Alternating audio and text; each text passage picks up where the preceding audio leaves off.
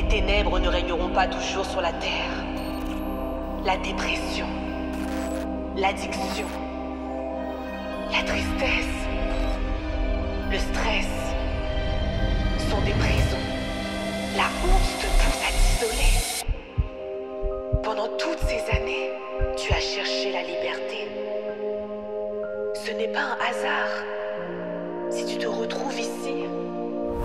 J'ai entendu tes cris. Je t'appelle encore une fois. Ne résiste pas. Laisse-toi conduire par le son de ma voix. Je suis là, avec toi.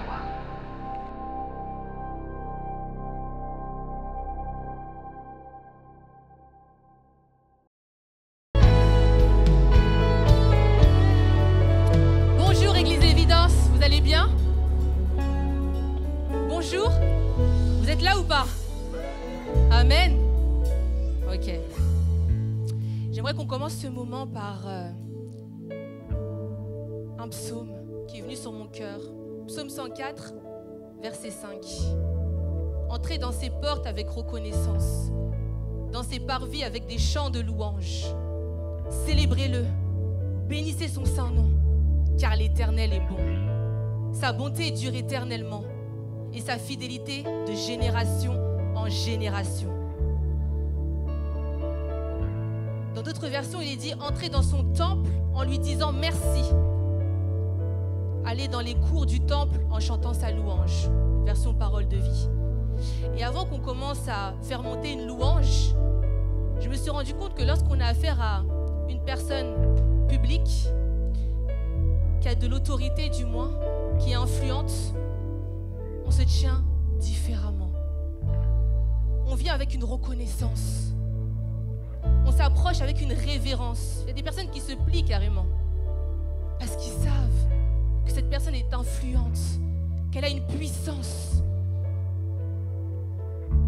Et même pour présenter une doléance, une réclamation, même si ça fait plusieurs fois, elle s'approche toujours de la même façon.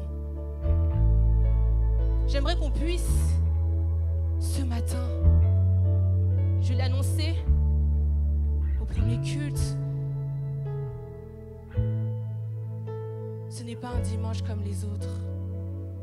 Nous sommes dans sa présence et nous venons accueillir le roi des rois. Il y a des personnes qui viennent accueillir des personnes lambda de cette manière, comme j'ai pu vous le dire, mais nous on vient accueillir le roi des rois. On vient accueillir le Dieu 3 fois saint. On vient accueillir le Dieu souverain.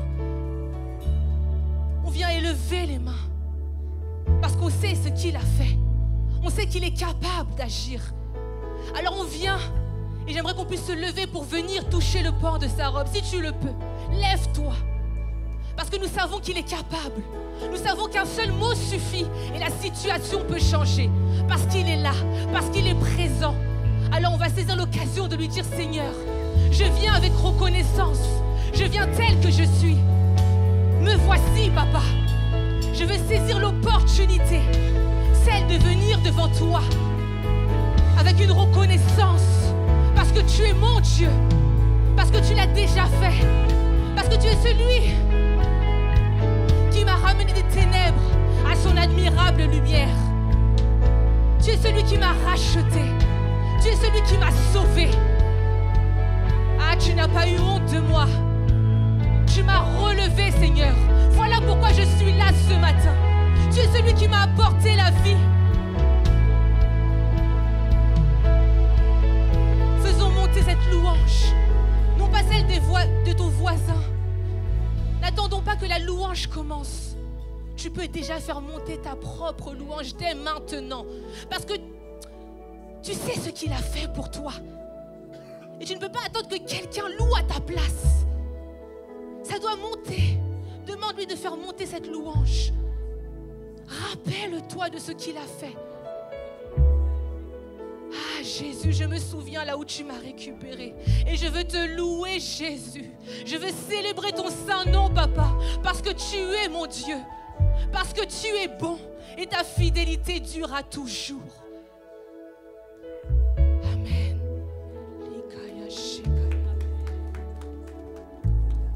Amen, amen, amen. Nous pouvons continuer à prier. Tu peux continuer à parler. Ce n'est pas parce qu'elle est partie que tu peux t'arrêter. Tu peux continuer à parler à ton Dieu. Parce que ce matin, c'est une rencontre, c'est un rendez-vous.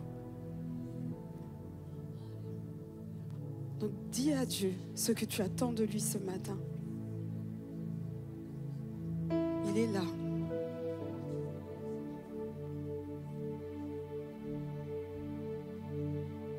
Alléluia. Il est là, il écoute. Il attend.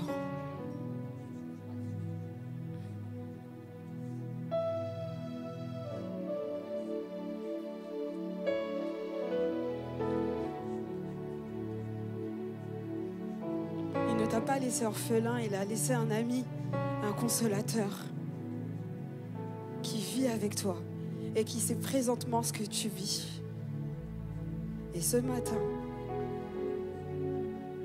il veut disposer ton cœur pour recevoir ce que Dieu veut déverser.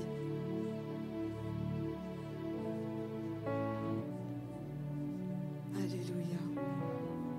Alléluia. Merci Saint-Esprit d'être notre ami fidèle et d'être présent avec moi dans ce moment. C'est une invitation de chaque dimanche que je souhaite honorer. Et je ne veux pas que ça soit un dimanche de plus. Mais je veux te rencontrer. Alors tu sais ce qu'il y a sur mon cœur. Ce qui peut parfois être comme un voile devant ta présence. Mais je veux qu'il ne soit question que de Jésus. Présentement. Alors aide-moi à louer. Aide-moi à chanter. Aide-moi à élever le nom de celui pour qui je suis venu ce matin. Et je veux que tout ce qui m'empêche de rentrer dans ta présence tombe.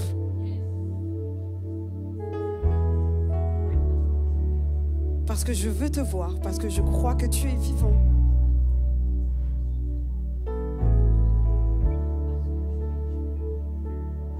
Alléluia, Saint-Esprit de Dieu parle. Sens-toi libre en ce lieu. C'est toi que nous invoquons et tu viens parler de Jésus.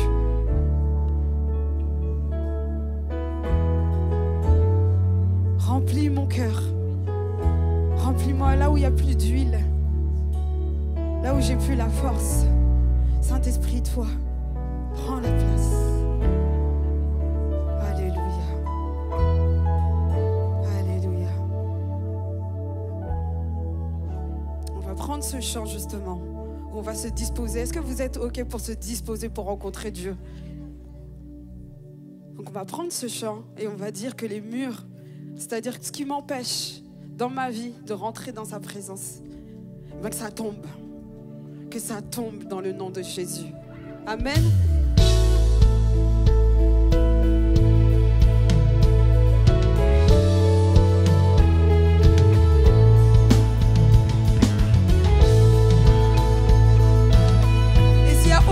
Que le nom de Jésus qui résonne. Alors tu vas dire que ton nom résonne en ce lieu. Que ton nom résonne en ce lieu. Que ton nom résonne en ce lieu. Que ton nom résonne en ce lieu. Jésus, Jésus, que ton nom résonne en ce lieu. On va le redire. Que ton nom résonne. Que ton nom résonne en ce lieu. Rien d'autre que ton nom résonne en ce lieu. Que ton nom résonne en ce lieu. Jésus, que ton nom résonne en ce lieu. Que les murs tombent au son de nos louanges, alors que nos voix s'unissent à celles des anges. Répand sur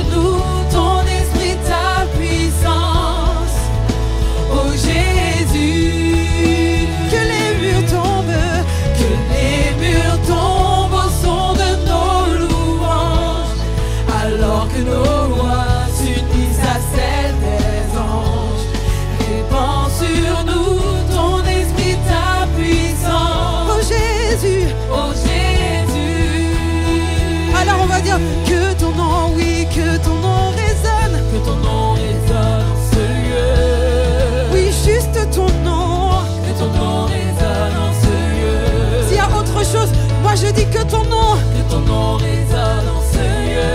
Oui Jésus, Jésus, que ton nom résonne en ce lieu. Encore une fois, que ton nom résonne. Que ton nom résonne en ce lieu. Que ton nom résonne en ce lieu. Oui, que ton nom résonne. Que ton nom résonne en ce lieu. Nous invoquons le nom de Jésus, que ton nom résonne.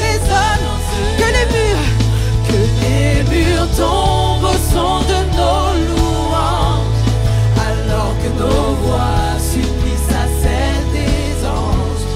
Répands sur nous ton esprit, ta puissance. Oh Jésus, que les murs tombent au son de nos louanges, alors que nos voix s'unissent à celles des anges. Répands sur nous ton esprit, ta puissance. Oh Jésus. Alors on va dire, évidence, que ton nom résonne. À vous, que ton nom.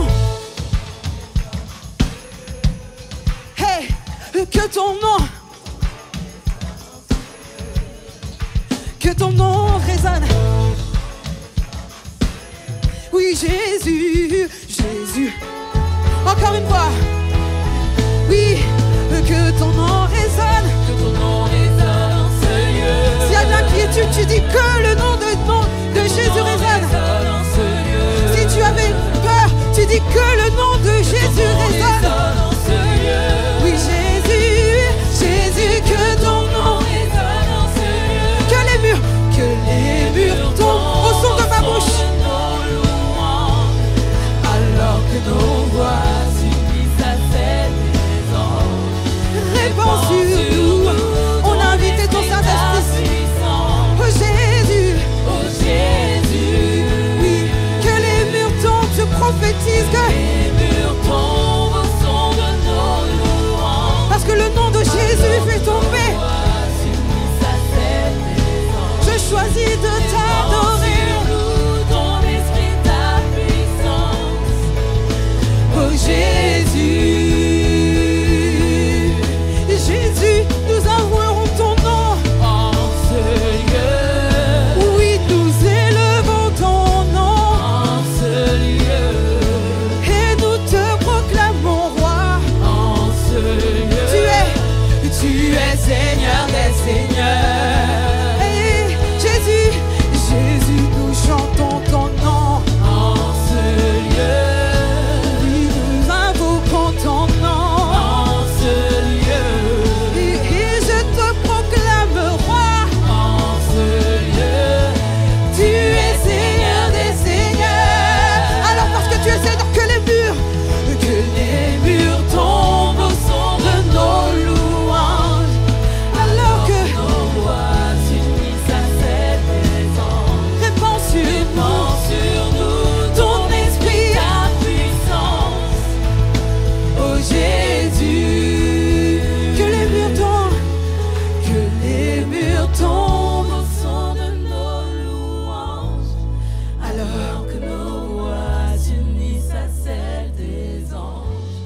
Répands sur nous ton esprit, ta puissance. oh Jésus, Ô Jésus. alléluia, alléluia. Oui, tu peux applaudir ce Dieu-là. Oui, tu peux l'applaudir.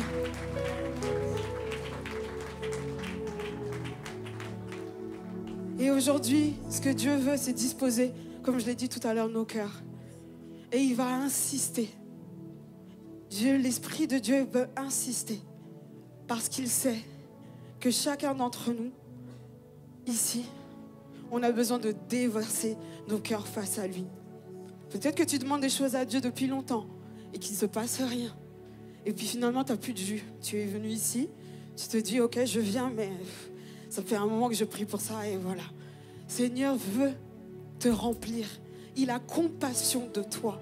Et c'est pourquoi ce matin, il invite chacun d'entre nous à déverser son cœur, à s'ouvrir à lui et à son esprit.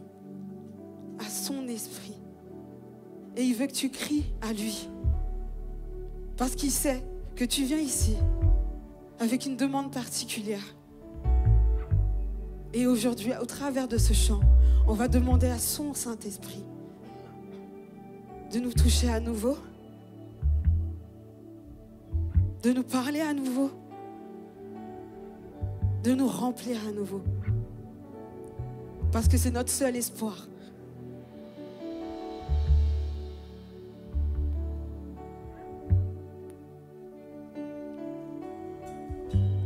Saint-Esprit.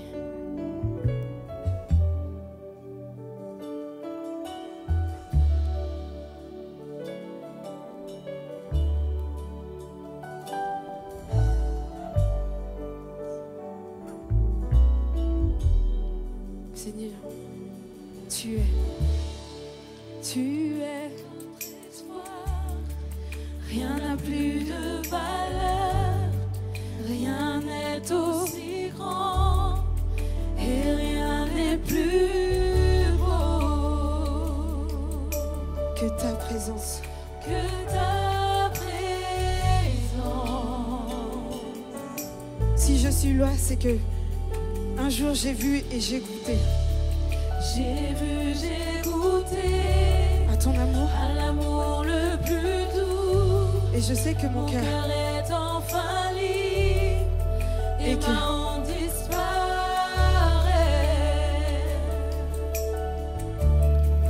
dans ta présence. Alors Saint-Esprit, sois le bienvenu. Saint-Esprit, tu es le bienvenu. Que ta présence vienne inonder ce lieu. Seigneur, nos mon cœur soupire. après ta gloire. Oh, viens nous saisir par ta présence.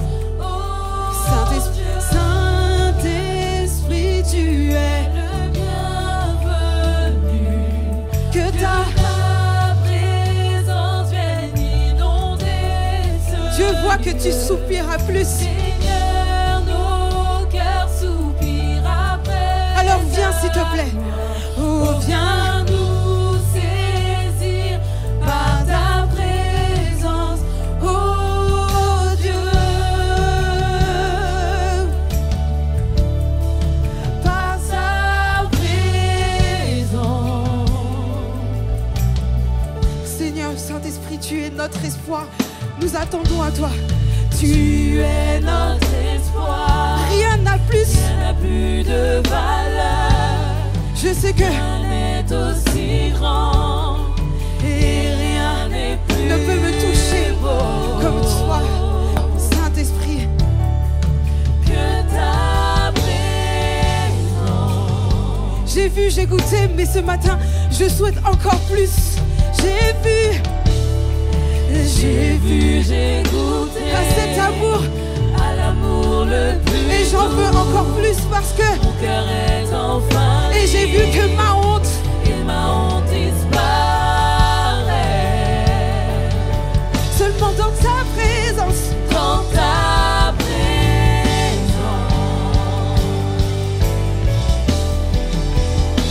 Saint-Esprit, Saint-Esprit, tu es le bienvenu. Que ta présence vienne inonder ce lieu.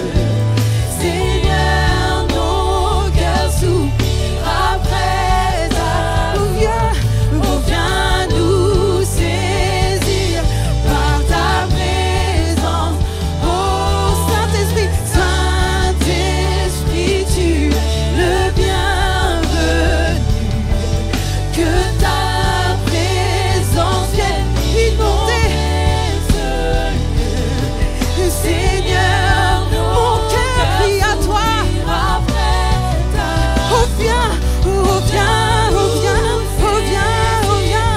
par ta présence, oh Dieu. Seulement ta présence. Par ta présence.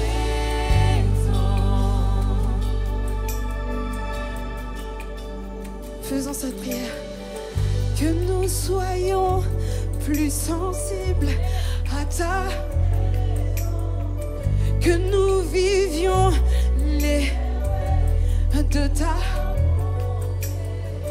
que nous soyons plus sensibles à ta,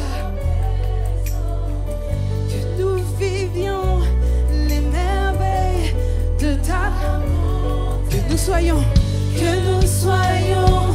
plus sensibles à ta présence, que nous vivions les merveilles de ta bonté, que nous soyons plus sensibles à ta présence, que nous vivions les merveilles de ta bonté. Oui, que nous soyons plus sensibles à ta présence, que nous vivions les merveilles de ta bonté, que nous soyons, Saint-Esprit, sensibles à ta présence, que nous vivions les merveilles de ta bonté. Sois le bienvenu, Saint-Esprit, j'ouvre mon cœur à toi. Que ta présence vienne inonder ce lieu. Seigneur, nos cœurs soupirent après ta gloire. Oh, viens nous saisir par ta présence, oh Dieu. Saint-Esprit, tu es le bien. Que ta présence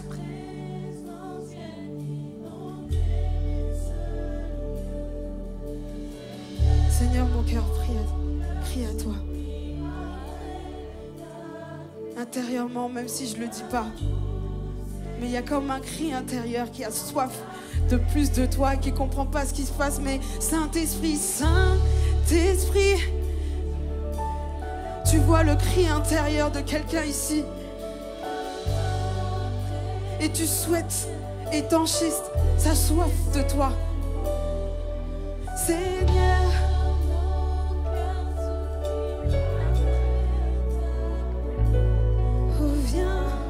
oh viens nous saisir par ta présence, oh Dieu.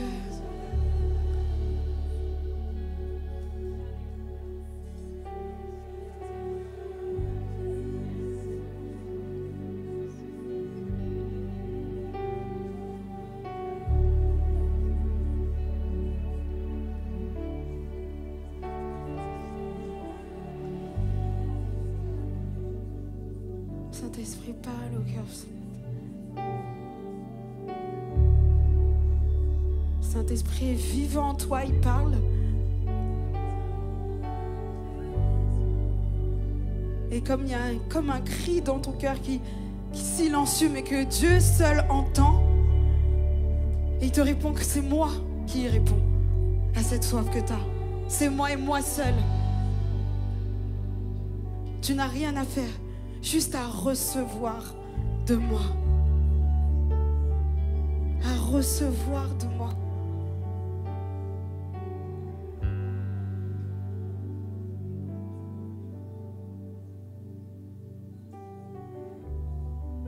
Saint-Esprit de Dieu, tu vois les dispositions du cœur, tu as compassion de nous. Et dans ton amour infini, dans ton amour infini, tu nous cherches, tu nous cherches, tu nous cherches, tu nous cherches, tu nous cherches. Seigneur, s'il y a quelque chose qui nous empêche de t'approcher de toi, nous te demandons que par ton esprit ça disparaisse et que ta présence, que la beauté de ta présence fasse pâlir tout ce qu'il y a autour.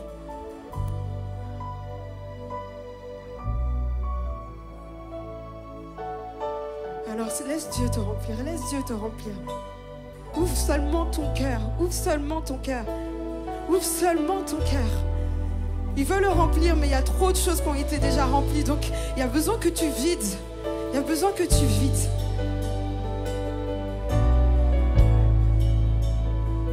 Alléluia.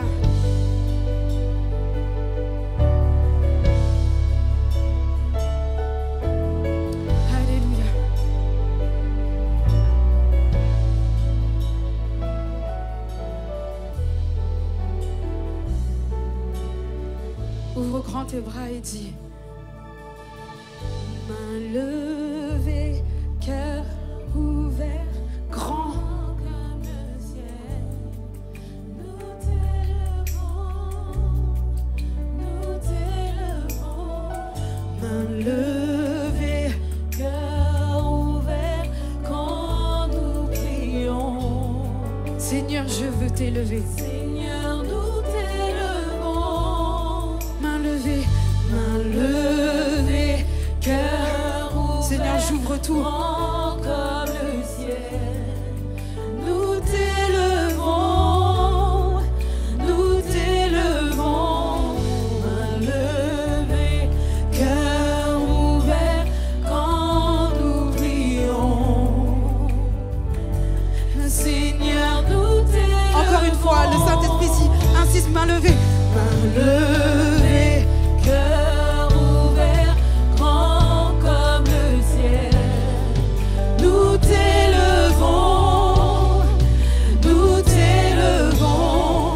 Main levée, cœur ouvert, quand nous prions.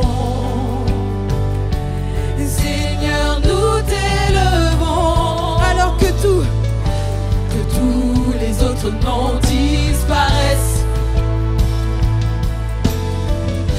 Que tous les autres noms disparaissent. jusqu'à Jusqu'à ce qu'il n'y ait que toi.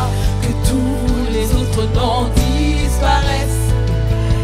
Jésus prend la place.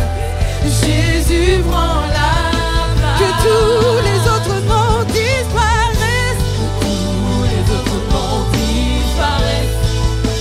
que tous les autres noms, Que tous les autres noms disparaissent. jusqu'à ce qu'il n'y ait que toi. Jusqu'à ce qu'il n'y ait que toi.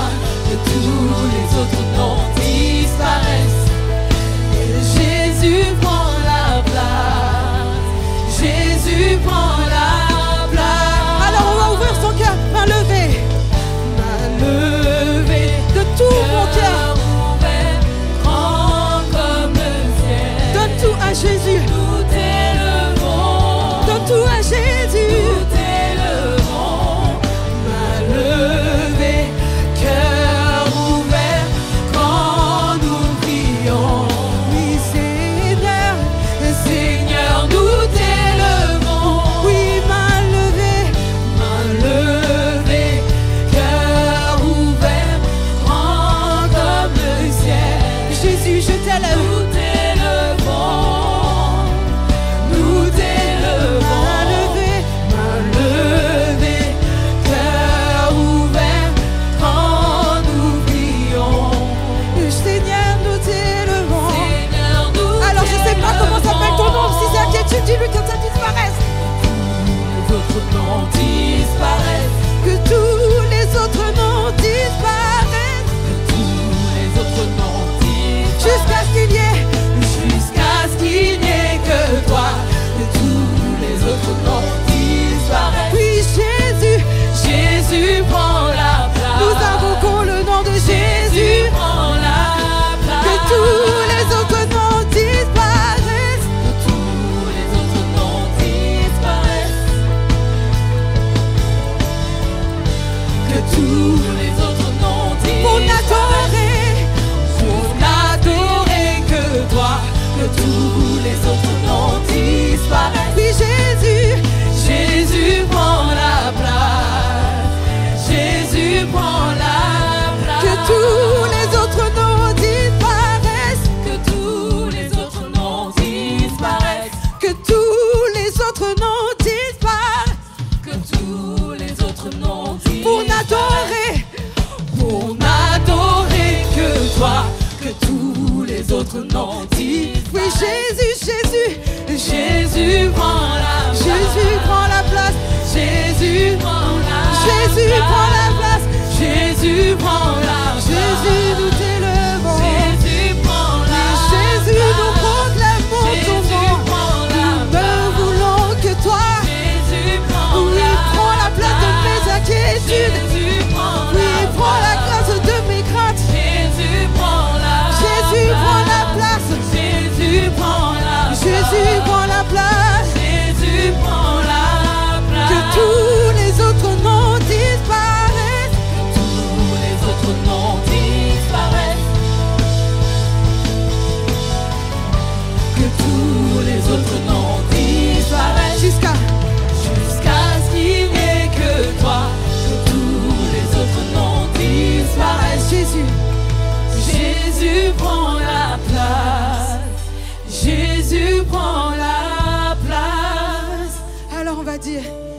Jésus, Jésus, Jésus, tu es élevé au-dessus.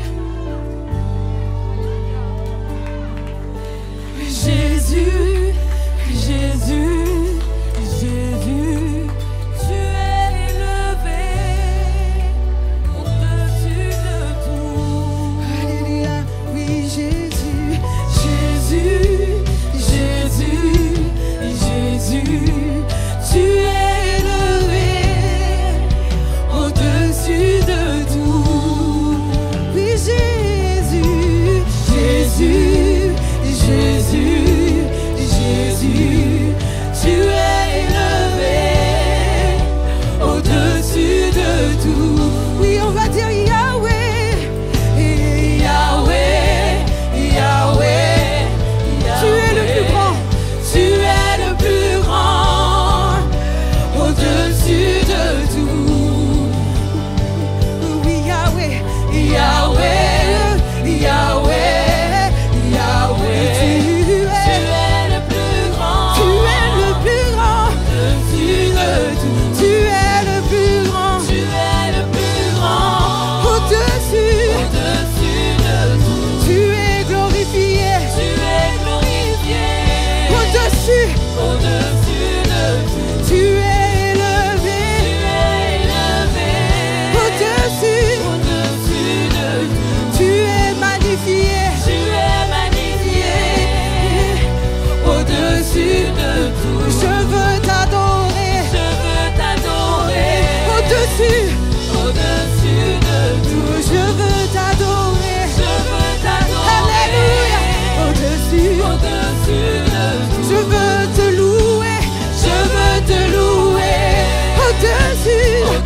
Au-dessus de mes circonstances, je veux te louer. Au-dessus de tout, tu es glorifié, tu es glorifié. Au-dessus de tout, tu es glorifié. Au-dessus, au-dessus, au-dessus, tu es glorifié. Au-dessus de tout, tu es acclamé. Au-dessus de, tu es acclamé. Au-dessus de tout, tu es acclamé. Au-dessus de tout, tu es élevé. Au-dessus de tout, tu es élevé. Au-dessus de tout, tu es tout puissant. Tu es tout puissant.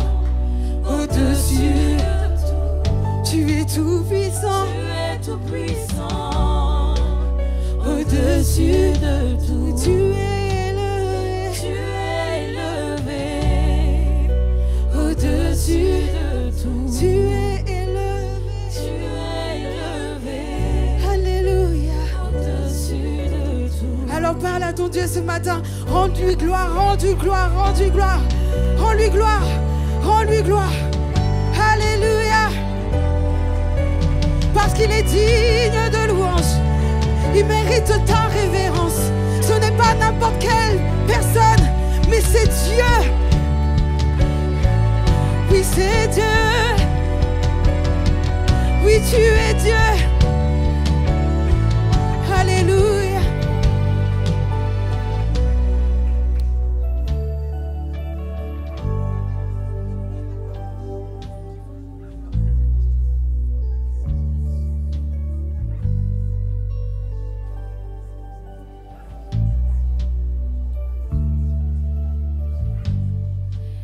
Excusez-moi, j'ai vraiment quelque chose qui monte sur le cœur en fait depuis tout à l'heure, depuis qu'on a commencé ce temps de louange.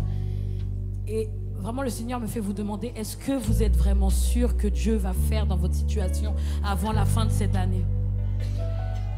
Quand on préparait le temps tout à l'heure, on était avec la sœur Laetitia, on était avec les autres de l'équipe de louange et on se disait, c'est le dernier mois de l'année, c'est le premier jour du dernier mois de l'année. Et en fait, il y a des gens qui sont abattus et qui se disent, ouais, cette année, en fait, elle est terminée. et Dieu ne peut plus rien faire pour moi en fait. Keren, est-ce que tu peux m'afficher Exode 14, verset 13? Il y a vraiment des gens qui sont dans l'abattement et qui se disent en fait que Dieu en a fini avec eux et que en fait il n'y a plus rien pour eux en fait, alors que parce qu'on est le dernier mois de l'année.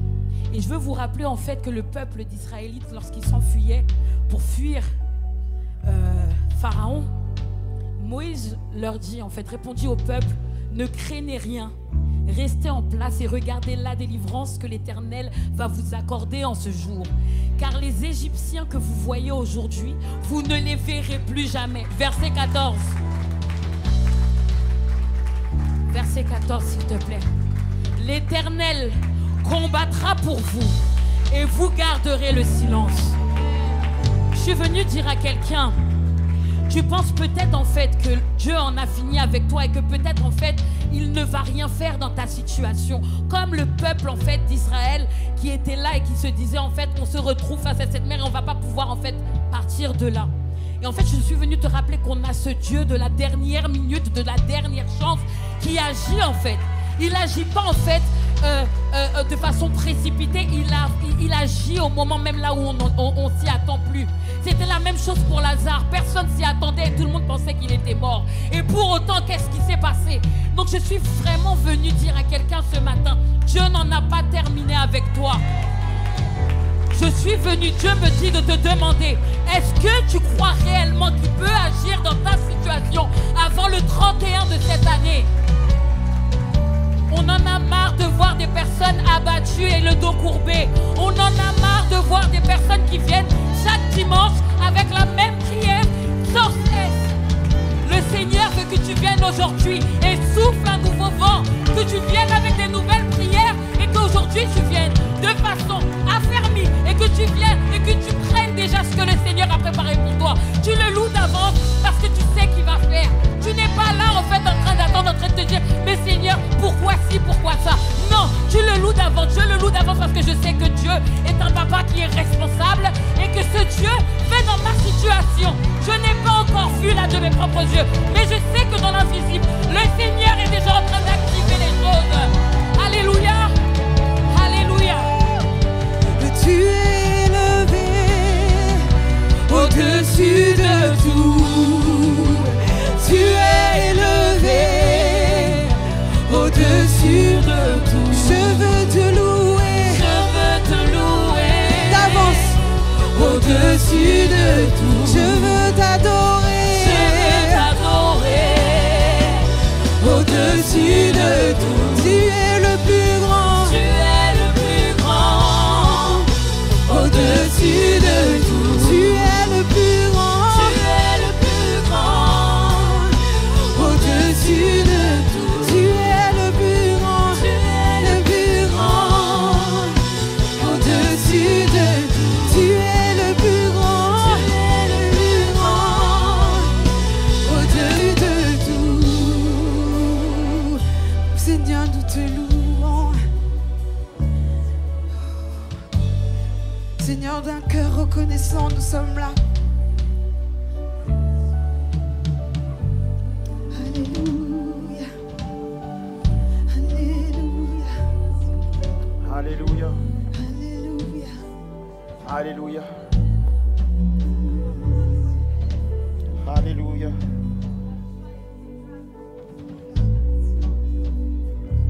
Alléluia. Si quelqu'un prie ce matin, il est en train de bien faire. Si tu pries simplement, tu es en train de bien faire. Si quelqu'un est conscient que c'est le moment de prier, cette personne en fait est sensible à l'Esprit de Dieu. C'est le moment de prier, c'est le moment de aller chercher Dieu. Le texte nous dit, l'Éternel combattra pour vous et vous garderez le silence. Garder le silence ne signifie pas être muet. Garder le silence signifie tout simplement, j'arrête de murmurer et je commence à louer. J'arrête de me plaindre et je commence à louer. Garder le silence signifie changer de chaîne. Je quitte la chaîne des murmures pour me connecter à la chaîne de la louange. Je quitte la chaîne des plaintes pour me connecter à la chaîne de l'adoration. Quelqu'un qui comprend cela, en fait, doit commencer à prier et à faire une prière d'adoration, une prière de louange à Dieu. Pas une prière de plainte, pas une prière de demande, pas une prière de s'il te plaît, mais une prière où tu vas déclarer l'Éternel des armées est le plus grand. L'Éternel des armées est tout puissant. L'Éternel des armées est capable de faire au-delà de ce que je peux penser ou même imaginer. Il y a quelqu'un qui va se mettre à déclarer que Dieu est grand par rapport à sa situation, que Dieu est grand par rapport à son problème. Je ne sais pas ce qui se dresse devant toi, mais j'aimerais te rappeler que Dieu est plus grand que ton problème, que Dieu est plus grand que la situation qui prend place devant toi.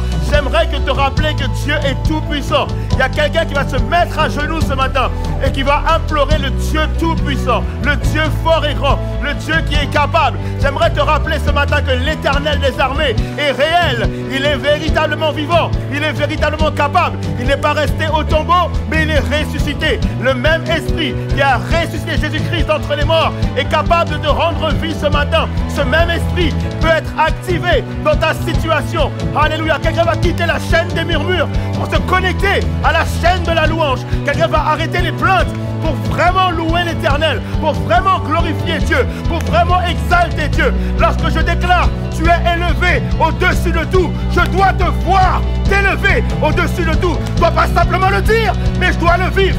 Tu es élevé au-dessus de tout. Je ne dois pas seulement le chanter, mais je dois y croire.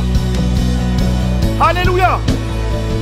J'aimerais que quelqu'un active sa foi ce matin pour dire, Seigneur, je crois que tu es élevé au-dessus de tout, au-dessus de mes problèmes, au-dessus des circonstances, au-dessus des maladies, au-dessus de tout. Seigneur, tu es élevé.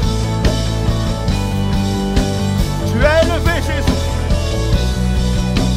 Alléluia. Alléluia. Alléluia.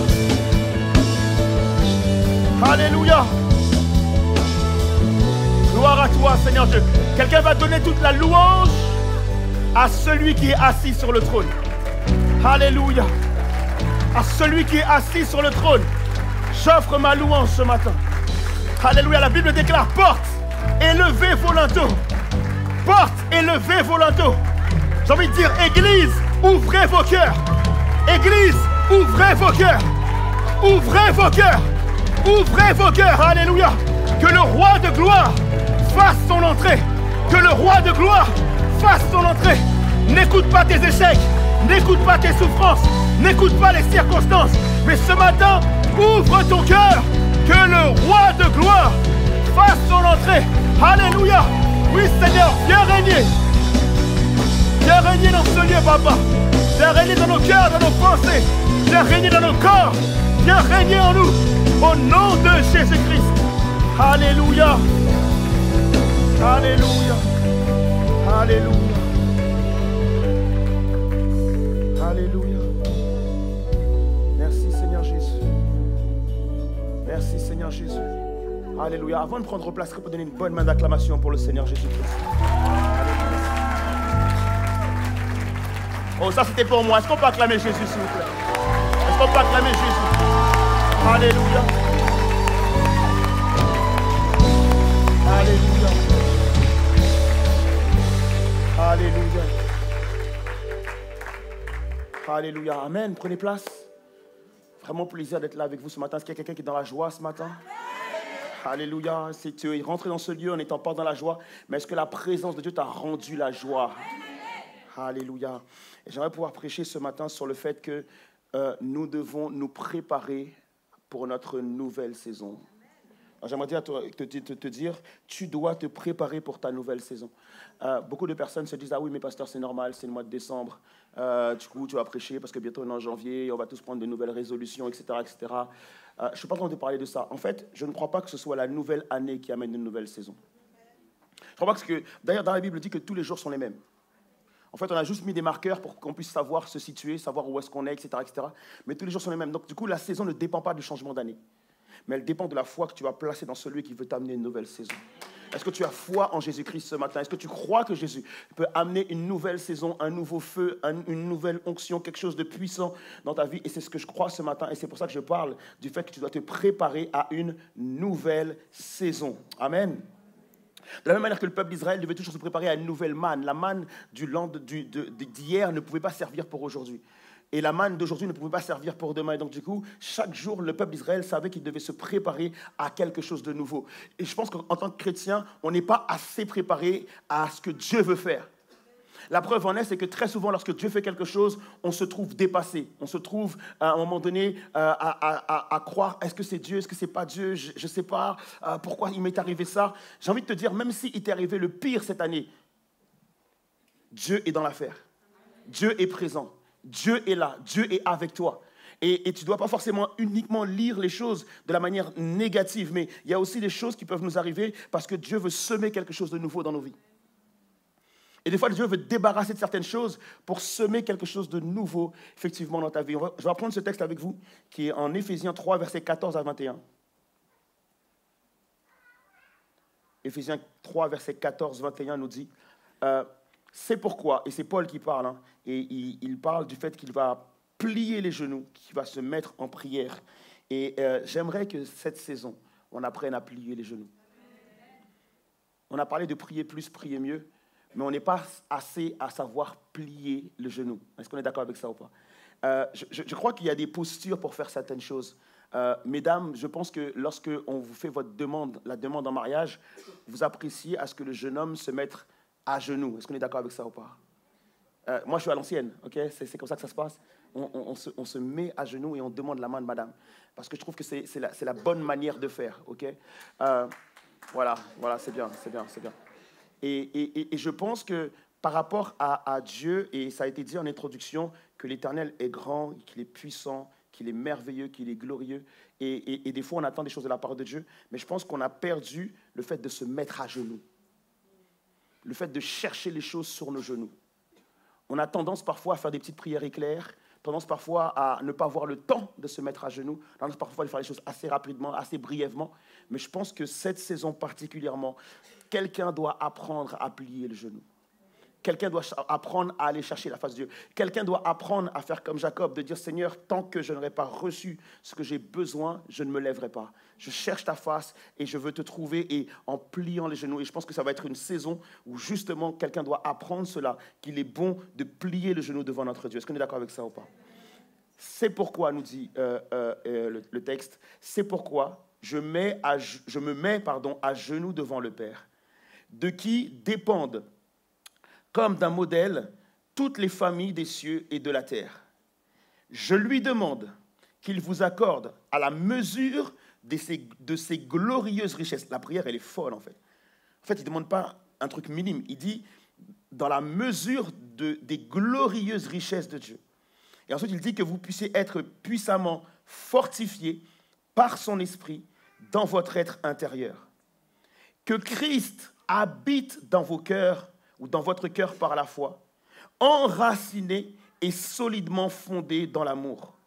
Vous serez ainsi à même de comprendre avec tous ceux qui font partie du peuple saint, combien l'amour de Christ est large, combien il est long, combien il est élevé et profond. Oui, vous serez à même de connaître cet amour qui surpasse tout ce qu'on peut connaître, et vous serez ainsi remplis de toute la plénitude de Dieu. À celui qui, par sa puissance, qui agit en nous, peut réaliser bien au-delà de tout ce que nous demandons ou même pensons, à lui soit la gloire dans l'Église, en Jésus-Christ, et pour toutes les générations et pour l'éternité. Amen. Dis à ton voisin, ne manque pas le vent. Il ne faut absolument pas manquer le vent. En fait, j'ai eu une expérience il y a quelques années de cela avec un bon ami à moi avec lequel on va souvent au Térébinthe. Donc, du coup, comme vous le savez, au Térébinthe, je suis responsable des ados, en tout cas au niveau pastoral. Et lui est animateur, il s'appelle David. Et c'est un ami qui m'est très cher et on aime passer ces moments-là ensemble. Et surtout, on voit la main de Dieu sur les ados. Et il faut juste savoir une chose, c'est que moi, j'aime bien aller en ce qu'ils appellent le bivouac, c'est-à-dire faire quelques jours en dehors de la colo avec les ados, souvent en forêt. Et donc, on a des activités pendant ces 3 jours-là. Et moi, en termes d'activités, tout ce qui est au-dessus du sol et tout ce qui est dans l'eau, j'aime pas ça. Tout ce qui est air, eau, j'aime pas ça. Moi, c'est la terre ferme. Moi, je suis vraiment un Adam, okay? Un produit de la terre. Et tout ce qui n'est pas sur la terre, j'aime pas ça. Dès que ça prend de l'altitude ou dès que c'est en profondeur, j'aime pas. Et donc David toujours insiste, ouais Abel, il faudrait que tu fasses quand même quelques activités, etc., etc. Et ce jour-là, en fait, du coup, il y avait une activité d'un bateau à voile. Alors, je n'arriverai pas à dire ce que c'est vraiment. Est-ce que c'est un catamaran? Un catamaran, c'est beaucoup trop grand, donc je ne pense pas que ce soit ça. Mais c'est une espèce de petit bateau où, effectivement, tu as de chaque côté un truc qui ressemble à des canoës un peu. Et au milieu, tu as une grande voile. OK? Mais je n'arriverai pas à me rappeler du nom. De toute façon, c'est pas moi le créateur, c'est pas grave. Et du coup, en fait, ce jour-là, il me dit, il insiste et tout ça. Il me dit, t'inquiète, je vais tout gérer, j'en ai déjà fait, il n'y a pas de souci, tout ça. Je dis qu'on y va. Après, il me dit, la seule chose, il faut que tu enlèves tes chaussures. Je le regarde, je dis, David, si j'enlève les chaussures, c'est que potentiellement, je peux tomber dans l'eau, en fait. Je dis, David, non. Il insiste, il me dit, vas-y quand même, et tout ça, etc. Bon, du coup, j'y vais, je prends mes sandales, on y va, et tout ça. Puis on arrive effectivement dans l'eau, et puis on arrive tranquillement dans l'eau, et puis à un moment donné, je lui dis, mais David, c'est quoi cette activité? Ça ne bouge pas, le bateau ne bouge pas. Et il me dit, Abed, t'inquiète, attends le vent. Je dis, ouais, c'est ça l'activité, attendre le vent. Donc on est au milieu de l'eau, on est comme ça, on attend le vent. Et du coup, on attend. Puis à un moment donné, c'est vrai que le vent se met à souffler. Et on voit la voile, en fait, qui se gonfle. Et je vois David qui commence à s'activer et à commencer à manœuvrer. Il me dit, attention Abel, parce qu'à un moment donné, il faudra mettre le voile de ce côté, après il faudra le mettre de ce côté. Je dis, mais pourquoi? Parce qu'il me dit, il faut rester dans le vent. Si tu ne restes pas dans la trajectoire du vent, et que tu quittes la trajectoire du vent, le bateau va s'arrêter. Et là, ça commence à être fun, en fait, l'activité commence à être bien, on commence à prendre plaisir, tout ça, le bateau glisse vite sur l'eau, on est content et tout ça. Donc du coup, moi je suis là en train de veiller, faire attention. David, t'es sûr, là, sur la bonne trajectoire. Et du coup, l'activité est devenue super parce qu'effectivement, le vent s'est levé, en fait. Il y a certaines choses dans la vie où tu peux tout avoir, mais s'il te manque une chose, c'est cuit, ça ne sert à rien. On a tous des téléphones. Ça se trouve, tu as le dernier téléphone. Avec toutes les applications, toutes les mises à jour, nickel. Puis si tu n'as pas la batterie, ça ne sert à rien. D'accord avec ça? Et il y a tellement d'activités que tu pourrais faire comme ça, qui effectivement, s'il manque une chose, tout s'arrête. Et je pense que le chrétien, nous en tant que chrétiens, on doit comprendre que on pourrait tout avoir. La connaissance, le savoir-faire, tout ce qu'il faut. L'équipe, la louange, les frères et sœurs qui sont là. Mais s'il n'y a pas l'Esprit de Dieu qui souffle, ça ne sert à rien. S'il n'y a pas le vent de Dieu qui souffle, on n'ira nulle part. Je ne sais pas si tu t'imagines que tu peux être dans un bateau, un grand bateau, avec tout un équipage de personnes qui savent s'y prendre, qui savent quoi faire avec la voile, etc., etc. Et tu es dans le grand bateau, tu as un capitaine, donc du coup tu as la direction, tu sais où tu vas, tu as la carte, tu sais où tu dois aller. Mais s'il n'y a pas de vent, personne ne bouge. Et on ne peut absolument rien faire. J'ai besoin que les chrétiens que nous sommes aujourd'hui puissent comprendre l'importance du vent, puissent comprendre l'importance que l'Esprit de Dieu souffle. Vous savez, Paul, il n'a pas été à la Pentecôte avec les 120 disciples. Il n'était pas présent ce jour-là, quand l'Esprit est tombé sur eux comme un vent violent. Il n'était pas présent ce jour-là. Donc c'est quelque chose qu'il a dû entendre. Mais lui aussi, il a vécu son baptême, il a vécu le fait de recevoir le Saint-Esprit, la puissance de Dieu. Et donc, du coup, il a compris qu'un chrétien ne peut pas vivre sa vie spirituelle sans l'Esprit de Dieu. Qu'un chrétien est inutile si effectivement on n'a pas reçu l'Esprit de Dieu. C'est important que le vent souffle. Est-ce qu'on est d'accord avec ça ou pas? Les gens vont insister. Et je crois que beaucoup de chrétiens aujourd'hui, pardon, vraiment, si quelqu'un peut couper mon téléphone derrière, je crois que quelqu'un doit comprendre une chose aujourd'hui, le mettre juste sur mode avion, s'il vous plaît, merci. C'est qu'en tant que chrétien, en fait, peut-être que tu es en train de prier pour plusieurs choses, sauf pour le vent. Peut-être que tu as un genou pour multiples choses et tu oublies que la prière que tu dois faire, c'est de dire, Seigneur Jésus, souffle à nouveau. Je veux dire, Saint-Esprit, souffle à nouveau. J'ai besoin de ton vent. Et beaucoup de personnes demandent des choses, alors que ce qui leur manque particulièrement, c'est le vent. Et Paul, se met à genoux et il prie pour les chrétiens d'Éphèse afin qu'ils reçoivent l'Esprit de Dieu. En fait, il faut savoir une chose, c'est que Paul a bien sûr fait plusieurs campagnes d'évangélisation, il avait plusieurs équipes, effectivement, des évangélisations, et ils étaient hyper contents de voir comment l'église d'Éphèse a pu accueillir l'évangile. Extraordinaire. Les gens ont donné leur vie à Christ, ils sont venus à Jésus. Et cependant, ils ont un arrière-plan. Ils ont un arrière-plan d'adorer des déesses, d'adorer des statuettes, d'avoir confiance dans des idoles. Et à un moment donné, ils se rendent compte qu'ils ont donné leur vie à Jésus, mais leurs affaires ne fonctionnent pas. Moi, je dis amen parce que c'est vrai que quand j'ai donné ma vie à Christ, il y a beaucoup de choses qui sont bloquées dans ma vie. Et c'est vrai que quand tu donnes ta vie à Jésus, tu te dis, ok, c'est un moyen de tout débloquer, mais en fait, non. Et des fois, tu es surpris, tu es choqué par rapport à ça. Et donc, du coup, les chrétiens d'Éphèse avaient reçu ce choc de se dire, mais c'est pas possible. On a donné notre vie à celui qui peut tout faire. Et nos vies sont bloquées. Et lorsque on fait le rapport à Paul pour dire, écoute Paul, tu sais quoi là, ta petite église là à Éphèse qui a commencé avec une grande effervescence à tel point qu'il y avait des chrétiens à Éphèse, Paul a dû envoyer un pasteur. Et bien cette église là, tu vois, il y en a qui sont peut-être en train de quitter la foi, il y en a qui sont découragés, etc., etc. Et tu pourrais dire que Paul va demander, dans ce cas-là, on envoie Pierre, on envoie un apôtre, ou on envoie un enseignant, on envoie un docteur. Non. Paul dit, je fléchis les genoux, je prie afin que le vent souffle. Et on est beaucoup comme ça à se dire, moi ce qui me manque, c'est j'aimerais avoir un conjoint. Moi ce qui me manque, c'est quoi? J'aimerais avoir une maison. Moi ce qui me manque, c'est que j'aimerais avoir un foyer, j'aimerais avoir un nouveau travail, j'aimerais avoir une réussite financière, j'aimerais être béni d'une certaine manière. Et je prie pour ça et ça n'arrive pas. Et je me dis, c'est pas possible. Et dire que peut-être que ce que Dieu veut pour toi aujourd'hui, c'est que tu reçoives le vent de Dieu, la puissance de Dieu, le feu de Dieu. Pourquoi? Parce que, en fait, si tu es bloqué, il y a certaines choses qui ne doivent pas t'arriver au moment où tu es bloqué. Il y a des bénédictions qui ne doivent pas arriver dans ta vie au moment où tu es bloqué. Pourquoi? Parce que lorsqu'elle va arriver, cette bénédiction, tu vas la bloquer avec toi. Et cette bénédiction qui devrait être justement une bénédiction va devenir un problème à gérer. Que tu ne pourras pas gérer. Pourquoi? Parce que tu n'as pas l'Esprit de Dieu, tu n'as pas la puissance de Dieu pour pouvoir justement gérer ce problème.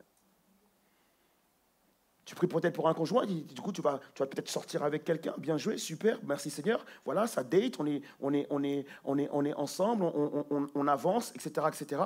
Sauf que tu es bloqué. Tu n'as pas le vent, tu n'as pas l'esprit, tu n'as pas la puissance de Dieu. Et dès lors où, justement, avec cette personne, il commence à avoir des problèmes, mais du coup, tu commences toi aussi à être un problème pour cette personne.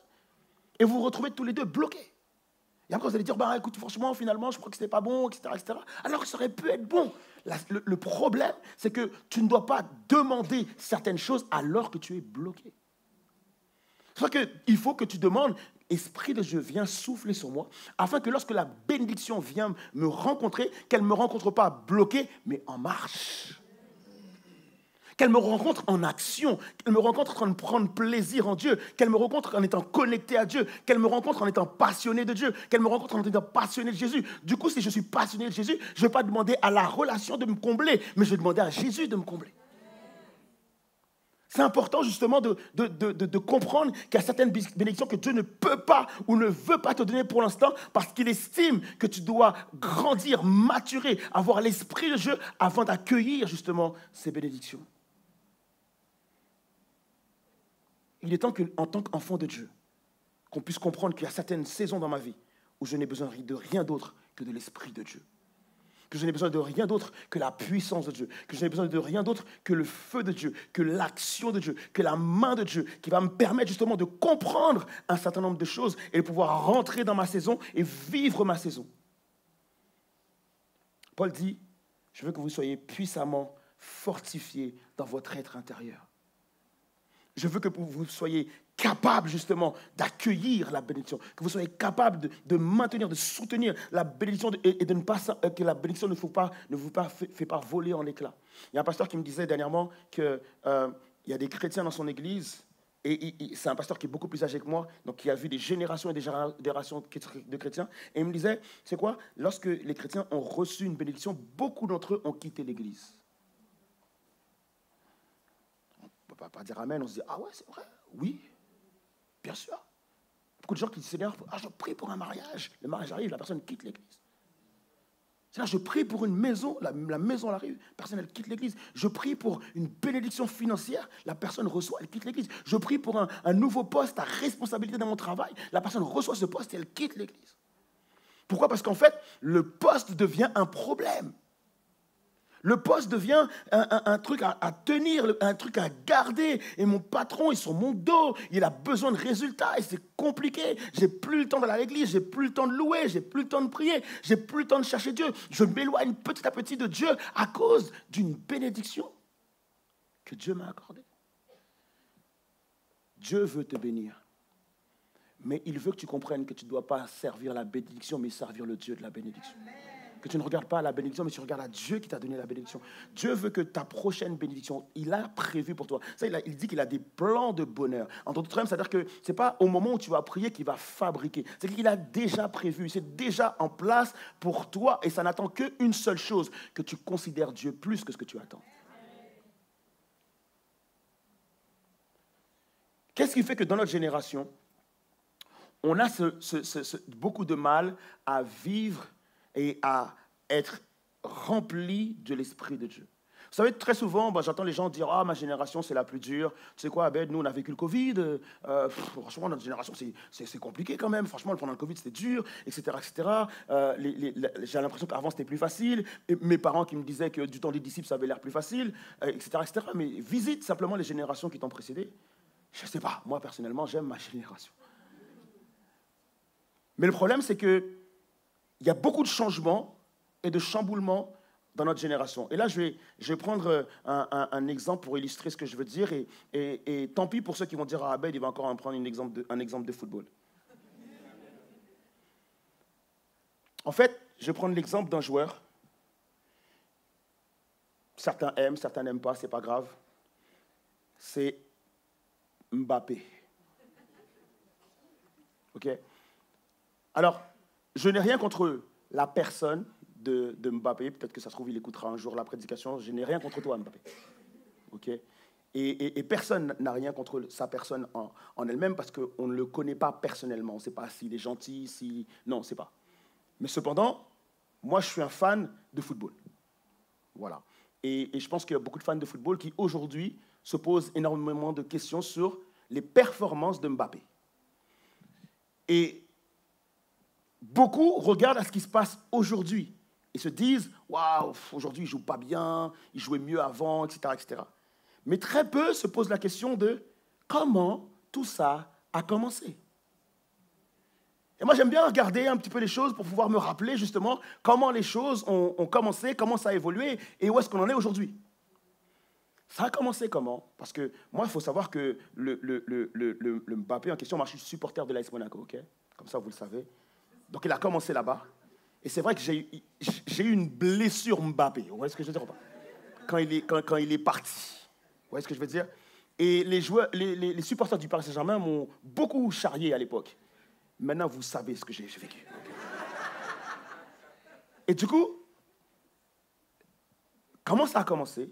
C'est lorsque Mbappé a dit « Je ne suis pas quelqu'un qui joue sur l'aile, mais quelqu'un qui joue au centre. » Vous savez, au football, il y a des positions comme ça. Et lui, il dit « Non, moi, je veux jouer là. Parce que j'ai en référence un certain nombre de joueurs qui ont joué là et je veux aussi avoir cette même carrière comme eux. » Et là, beaucoup de spécialistes ont dit « Mais non, il ne pourra pas jouer à ce poste-là. » Et lui, il s'est entêté. Vous savez que lorsqu'on est têtu, et comme l'ego aussi, on est humain, c'est normal, il s'est entêté et il a voulu à tout prix jouer numéro 9. Maintenant, je ne sais pas si aujourd'hui il continuera son entêtement. Mais cependant, pourquoi moi j'aime me rappeler cela, c'est parce que moi aussi, plus jeune, je suis encore jeune, mais bon. Le foot, j'aime ça. J'ai joué au foot et peut-être je reprendrai. Mais l'idée, c'est que j'aime le sport, pourquoi? Parce que le sport amène une certaine discipline dans la vie. C'est ce que je veux dire. Dans ce cas, moi, en étant footballeur à l'époque, lorsque ton entraîneur te dit quelque chose, tu fais. Tu ne dis pas, oui, mais tu me l'as mal dit, j'aurais préféré que tu me parles bien, en mode communication non violente. Les entraîneurs, ils connaissent pas ça. Ils connaissent pas ça. Tu dis, Abed, à droite, prends à droite, dépêche-toi. Eh, mon gars, tu cours. Parce que si tu ne prends pas à droite, la prochaine phrase, c'est, hé, sur le banc, viens, viens. Et ça, tu ne veux pas aller sur le banc. Donc moi, j'ai grandi comme ça avec ce système de pensée de, lorsqu'on te dit quelque chose, tu fais. Aujourd'hui, c'est un peu plus compliqué. Il faut prendre les gens dans le sens du poil. Il faut caresser avant que la personne exécute. Et moi, j'ai du mal parce que c'est vrai que le foot m'a appris justement à exécuter.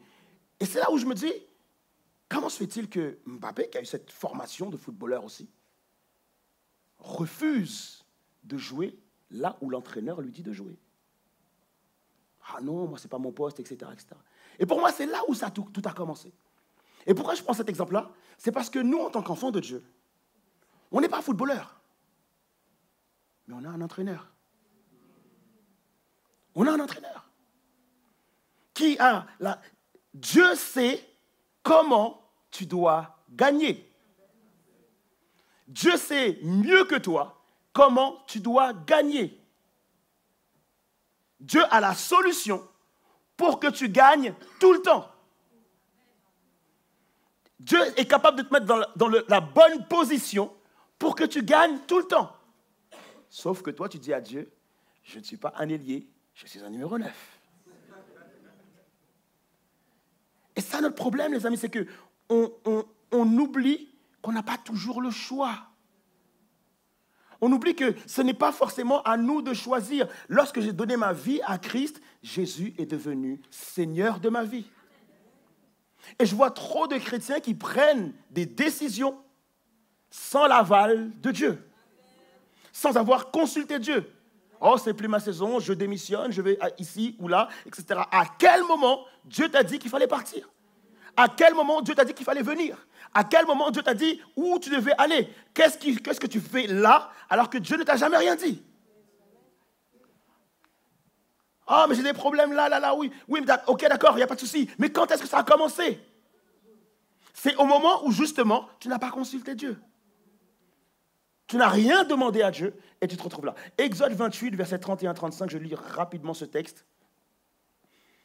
En fait, ce texte, il n'a pas forcément quelque chose à voir avec la prédication. C'est un texte que j'ai juste vu dans la semaine et qui m'a beaucoup parlé justement sur la question du choix. Vous allez voir tout de suite pourquoi. Il est dit dans Exode 28, 31-35, « Tu feras la robe de l'éphod tout entière en pourpre violette. Elle aura au milieu une ouverture pour y passer la tête. Elle sera garnie tout autour d'un ourlet tissé comme l'encolure d'un vêtement de cuir pour que la robe ne se déchire pas. Tu en gardiras le pan de grenade fait de fils de pourpre violette et écarlate et de rouge éclatant alternant avec des clochettes d'or tout autour. Une clochette d'or et une grenade. Et ainsi de suite, tout le tour du pan de la robe, Aaron la portera pour effectuer son service et l'on entendra le tintement des clochettes lorsqu'il entrera en présence de l'Éternel dans le lieu saint et lorsqu'il en sortira. Ainsi, il ne mourra pas. Amen. En fait, pourquoi ce texte m'a interpellé? C'est parce que, en fait, ce sont des sacrificateurs qui sont là, et Dieu vient dire de quelle manière les sacrificateurs doivent être habillés, justement, lorsqu'ils font le service. Et moi, quand je regarde le texte, me dit, ok, la toge, il n'y a pas de souci. Ok, l'éphod, il n'y a pas de souci. Ok, les pierres précieuses, il n'y a pas de souci. Mais je me dis, Seigneur, franchement, les grenades et les clochettes. T'imagines, tu vas faire ton service, des sacrificateurs, tu vois, et tu marques cling, cling, cling, cling, cling, cling, cling. Tu te dis, c'est ridicule. Tu vois, si Dieu il était venu en disant, écoutez, tous les pasteurs, toche, grenade, clochette. Et tu vois ton pasteur arriver avec ses clochettes, cling, cling, cling, cling, cling. Tout le monde serait mort de rire, c'est ridicule. Et je me suis dit, Seigneur, c'est juste ridicule. Mais cependant, c'est tellement utile. Tu te mets à la place du sacrificateur. C'est la seule façon. Tu sais, tu as une corde attachée et tu es dans le lieu très saint en train de faire ton service. Et le service que tu fais, en fait, c'est d'exposer les péchés du peuple, de prier pour le peuple, afin que Dieu pardonne le peuple, et afin que Dieu accorde sa faveur au peuple. Donc du coup, tu es en train de prier, et tu as tout le peuple qui est devant, et qui se disent, Seigneur, s'il te plaît, pourvu qu'il puisse sortir, pourvu qu'il puisse sortir. Ça, tu mets la tension qu'il y a à ce moment-là, parce que j'ai mes bœufs, j'ai besoin d'une faveur par rapport à ça.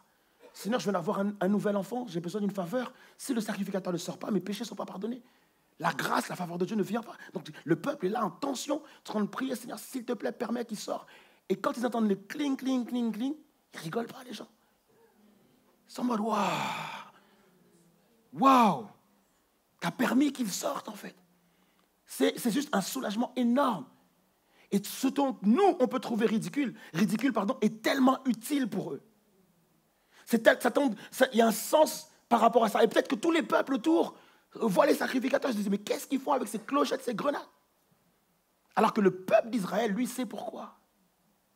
Oh, j'ai envie de dire à quelqu'un, il y a peut-être quelque chose que Dieu te demande de faire. Et que toi, tu trouves ça ridicule, alors que ça peut sauver ta vie. Il y a quelque chose que Dieu te demande de faire. Toi, tu trouves ça ridicule à un point que tu ne veux même pas raconter aux gens. Mais Dieu veut utiliser cette saison-là pour toi. Est-ce qu'il y a quelque chose dans ta saison qui te semble ridicule, qui paraît ne pas avoir de sens, qui paraît incompréhensible, qui paraît ne pas être cette bénédiction que tu veux et tu ne veux pas rentrer dedans parce que tu dis, Seigneur, ce n'est pas possible. Moi, je trouve ça ridicule. Pourquoi passer par là? Pourquoi tu utilises ça? Alors que c'est tellement important pour toi. Que quelqu'un arrête de dire, Seigneur, ça c'est ridicule, ça c'est pas possible. Moi, je veux arriver d'un point A à un point B, je n'ai pas besoin de passer par là. Et c'est vrai que tu dis, le peuple d'Israël, pourquoi ils sont obligés de passer par la mer Rouge? Pourquoi ils sont obligés de passer par ceci? Pourquoi les disciples, quand Jésus veut les entraîner, pourquoi il les met sur un bateau? Il y a une tempête, après ils marchent sur l'eau. Pourquoi tout ça? Mais tout ça, en fait, on ne comprend pas. Pourquoi?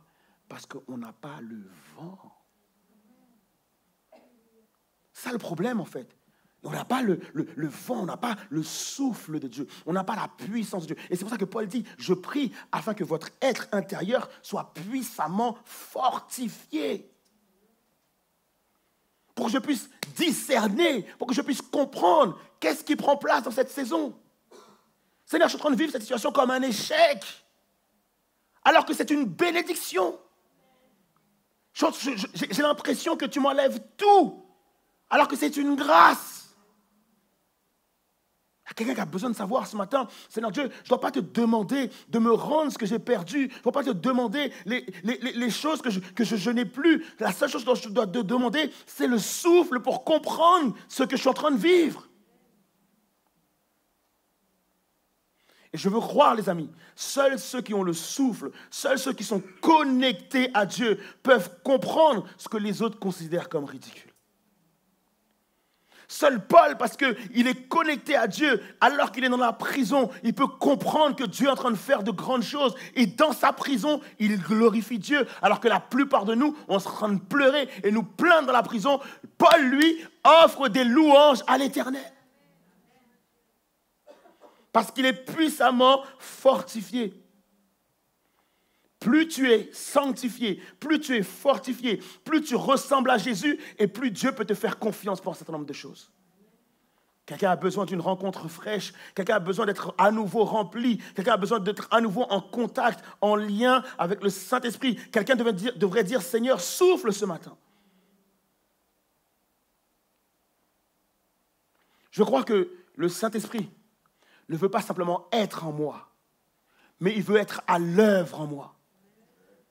Lorsque je suis en Christ, c'est l'Esprit de Dieu qui vient me convaincre de péché, de justice et de jugement. Ça veut dire que l'Esprit de Dieu est en moi. Gloire à Dieu pour ça. Mais il peut être triste en moi. Il peut être inanimé. Pourquoi? Parce que je ne suis pas sensible, parce que je ne l'écoute pas, parce que je le fuis. Mais je veux que l'Esprit de Dieu soit à l'œuvre en moi. Vous savez, lorsque vous utilisez votre ordinateur, vous êtes sur une page Internet, si vous ne réactualisez pas, la page reste figée sur les mêmes informations. Et pour pouvoir découvrir les nouvelles informations, pour pouvoir justement comprendre ce qui prend place, tu es obligé de réactualiser la page. On est d'accord avec ça ou pas? Et je pense que beaucoup d'entre nous, effectivement, on vient à l'église tous les dimanches, on prie, on loue, on prie même dans la semaine, mais nos pages ne sont pas réactualisées. Beaucoup de personnes ne comprennent pas qu'on peut très bien faire les activités chrétiennes sans l'Esprit de Dieu. On peut très bien prier, on peut très bien lire la Bible, on peut très bien chanter, on peut très bien faire un certain nombre de choses, mais l'esprit n'est pas actif. L'esprit est comme mort, est comme éteint. Il y a quelqu'un qui doit comprendre que le Seigneur, en fait, peu importe ce qui doit prendre place aujourd'hui dans le culte, la chose que je te demande, remplis-moi de ton esprit. Je ne sais pas ce qui va arriver demain. La Bible dit que c'est seulement aujourd'hui qui m'appartient, il y a seulement qu'aujourd'hui qui est à moi. Mais ce n'est pas grave, peu importe ce qui va se passer demain. La seule chose dont j'ai besoin, Seigneur, remplis-moi de ton esprit. Saint-Esprit, souffle.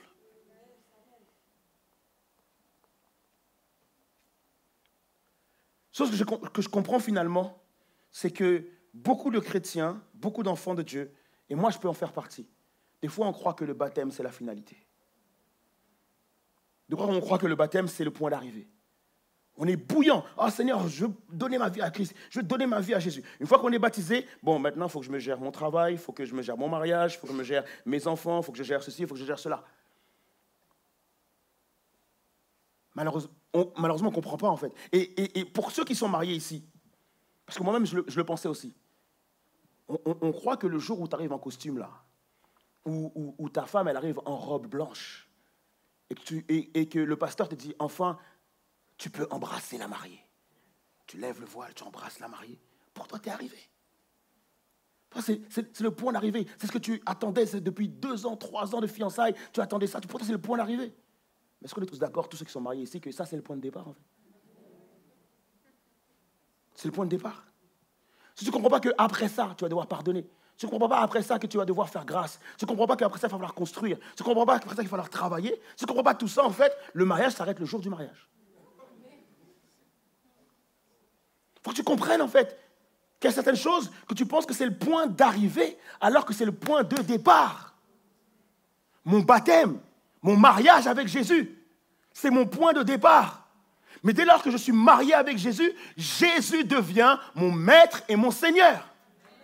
Jésus devient mon capitaine, mon entraîneur, mon père, mon meilleur ami, mon bouclier, mon défenseur, celui qui dirige ma vie.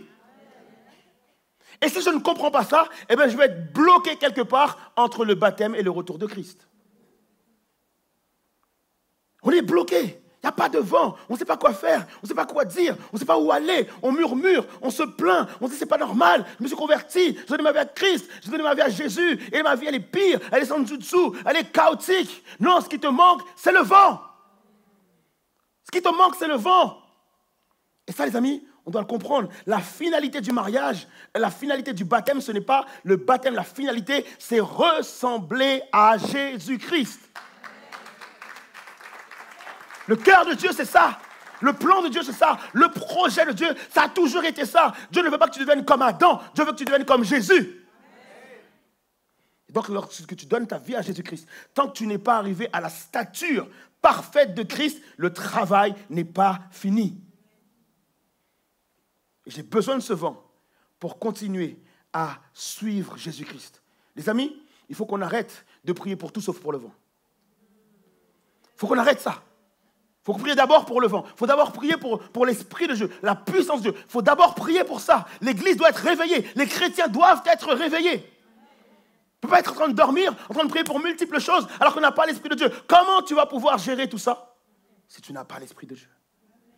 Josué 3, versets 4-5, nous dit: vous maintiendrez entre vous le coffre de l'alliance à une distance d'1 kilomètre.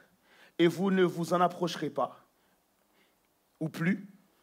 Ainsi, vous saurez quel chemin emprunter, car vous n'avez encore jamais fait ce trajet. Et Josué dit au peuple: purifiez-vous, car demain, l'Éternel fera des prodiges au milieu de vous. Amen.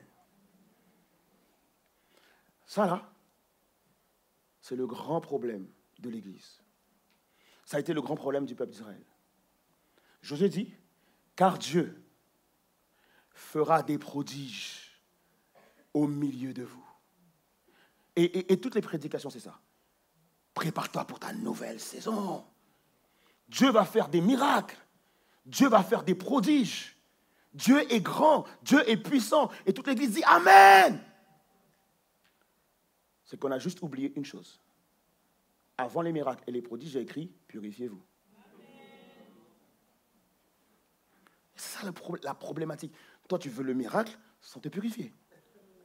En vrai, on voit Dieu qui donne, mais on ne voit pas Dieu qui forme. On ne voit pas l'entraîneur. On ne voit pas celui qui nous forme. On ne voit pas celui qui nous modèle. On ne voit pas celui qui essaie de faire de nous les enfants de Dieu que nous devons être. Dieu veut faire de nous des fils et des filles. Dieu veut nous transformer avant de nous donner. Dieu veut nous fortifier avant de nous donner. Dieu veut d'abord que nous soyons puissamment transformés dans notre être intérieur. Pourquoi? Parce qu'il y a une bénédiction que ta colère va faire fuir. Il y a une bénédiction que ton mauvais caractère va faire fuir. Il y a une bénédiction que tes blessures vont faire fuir. Et tu ne peux pas demander la grâce et la faveur et la bénédiction tant que tu n'auras pas été transformé de l'intérieur. Et on veut tous aller trop vite, on veut tous courir, avoir les bénédictions. Mais j'aimerais dire à quelqu'un ce matin, au lieu de demander les prodiges, dis Seigneur, je sais que tu es capable de faire des prodiges. Tu es Dieu, tu es tout puissant. Mais je comprends que tu dois me former d'abord. Alors forme-moi pour ton service, Seigneur. Pour ceux qui ont reconnu, c'est un chant, forme-moi pour ton service à ton école, Seigneur. Que par ton esprit, je puisse te servir avec ardeur. Désolé d'être à l'ancienne ce matin. Mais nous devons comprendre que la seule chose dont nous avons besoin, c'est le vent. Est-ce que quelqu'un veut prier pour le vent? Est-ce que quelqu'un veut prier pour le vent? Qu'on arrête de prier pour tout sauf le vent, qu'on prie vraiment pour le vent qui me rend malléable, le vent qui me rend enseignable, le vent qui m'empêche d'être raide, le vent qui m'amène à être soumis, le vent qui m'amène à comprendre, le vent qui m'amène à discerner, le vent qui m'amène à comprendre ce que Dieu veut, au lieu d'être dans les déceptions, dans les pleurs, dans le murmure, etc. J'ai besoin de ce vent. Dis à ton voisin, il y a une nouvelle saison qui prend place. Il y a une nouvelle saison. Il y a une nouvelle saison. Je ne parle pas de changement d'année, je parle de nouvelle saison. Mais dans cette nouvelle saison, tu ne peux pas rentrer avec cette mentalité. Tu ne peux pas rentrer avec cette manière de voir. Tu ne peux pas rentrer avec cette vision des choses. Tu dois absolument changer et être transformé pour rentrer dans cette nouvelle saison. Tu dois pouvoir lâcher prise. Tu dois pouvoir déposer un certain nombre de choses. Tu dois devoir perdre un certain nombre de choses parce que toutes ces choses-là ne pourront pas rentrer dans la nouvelle saison.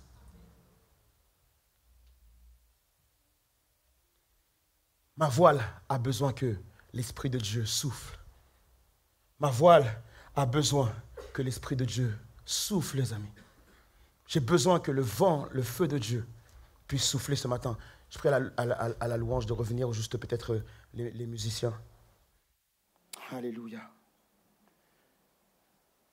Vous savez, il y a quelques années de cela, je n'avais pas compris l'importance du vent. Je vivais ma vie chrétienne, en fait. Et Dieu avait permis, en plus, que je puisse obtenir une bénédiction parce que je venais juste d'être nommé pasteur de cette église. Et gloire à Dieu. C'est quelque chose pour laquelle je priais. C'est quelque chose pour laquelle je m'étais consacré parce que je venais de faire 3 ans d'études bibliques, 3 ans d'études de théologie, justement pour ce jour-là. Et il se passe que pendant mes 2 premières années à l'école biblique, comme je venais de quitter mon travail pendant 2 ans, j'étais soutenu par le Pôle emploi. À l'époque, ça s'appelait encore Pôle emploi. Et c'était ma prière, ensuite, à Dieu de dire, Seigneur, maintenant que le Pôle emploi s'arrête, donne-moi un travail de nuit pour permettre à ce que je puisse continuer ma dernière année d'études et que je puisse ensuite te servir en tant que pasteur. Maintenant, je vous épargne certains détails, mais juste pour dire de manière miraculeuse, ce n'aura permis que je trouve ce travail de nuit. Et pendant 1 an, j'ai pu travailler effectivement de nuit, subvenir aux besoins de ma famille, de mes enfants, etc. Venir à l'église, parfois c'était compliqué parce que je travaillais toute la nuit du samedi au dimanche matin et je venais ici, je prêchais. Et c'était compliqué. Mais le Seigneur a quand même pourvu à ce que je finisse mon année scolaire et que juste après la fin de mon année scolaire, quelques mois après, le pasteur Bertrand Colpier, qui était présent ici, me demande « Est-ce que tu veux devenir pasteur de cette église ?» Bénédiction de fou. Gloire à Dieu pour ça. Mais j'avais oublié un truc. J'avais dit, Seigneur, donne-moi ce travail pour que je finance mes études. J'ai financé mes études, je suis devenu pasteur ici et j'ai gardé le travail.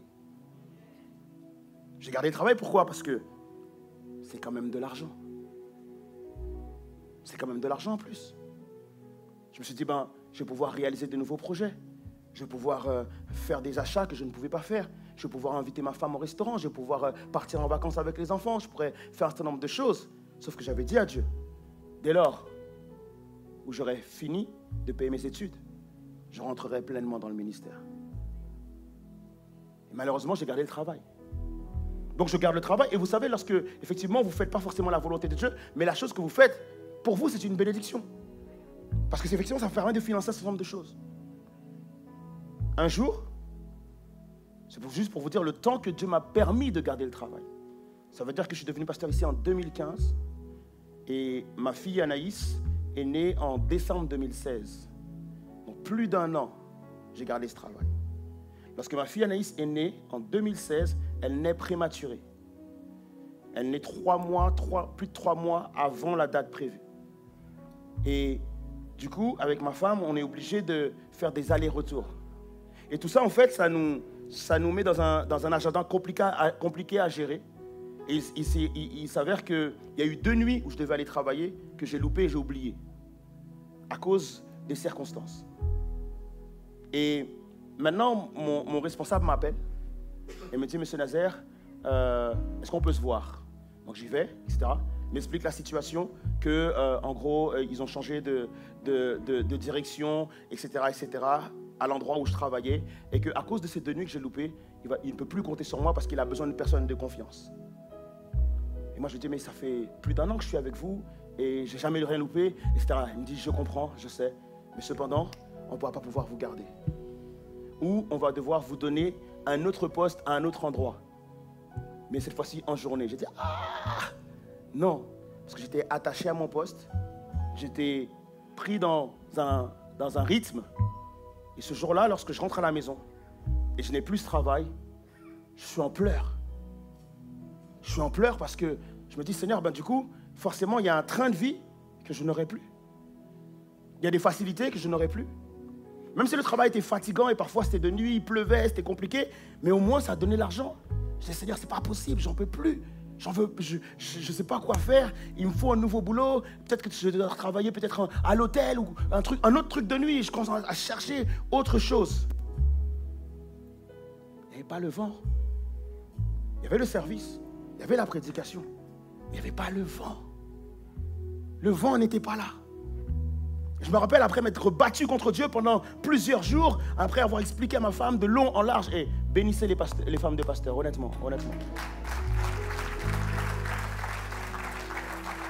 Je lui ai pris la tête tous les jours à me plaindre jusqu'au moment où j'arrive à mettre les genoux à terre et être dans une prière cœur à cœur avec Dieu.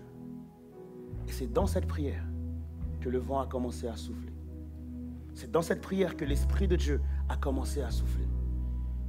Et c'est dans cette prière, par son souffle, Dieu m'a rappelé, tu avais dit que tu allais quitter le travail au moment où tu aurais fini de financer l'école.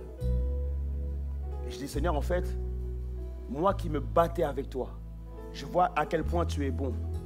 Parce que même dans ma désobéissance, tu as permis que je reste 1 an, juste pour que je me rende compte par moi-même. Mais comme tu as vu que j'étais entêté, têtu, avoir de l'ego, tu m'as rappelé que tu es mon entraîneur. Et tu m'as rappelé que c'est toi qui dirige ma vie. Et c'est toi qui mets les conditions de ma vie. J'ai perdu cet emploi. Mais je n'ai jamais été beaucoup plus béni que depuis le jour où j'ai lâché prise. Pas pendant que je me battais avec Dieu. Mais lorsque j'ai lâché prise, j'ai dit, Seigneur, souffle à nouveau dans ma vie. Souffle à nouveau dans ma vie. Souffle à nouveau dans ma vie. Et Dieu a commencé à souffler. J'assure, même les prédications ont commencé à changer. Je me rappelle, il y a des gens qui me disaient, mais Abed, tu as l'air connecté en ce moment. Oui, j'étais connecté au souffle de Dieu. Au souffle de Dieu. Tu peux être pasteur, tu peux être prédicateur, ce que tu veux. On a tous besoin du vent. On a tous besoin du souffle. On a tous besoin du souffle de Dieu. Et pour cette nouvelle saison, il y a quelqu'un qui a besoin de dire, Seigneur, j'ai besoin que ton vent souffle à nouveau.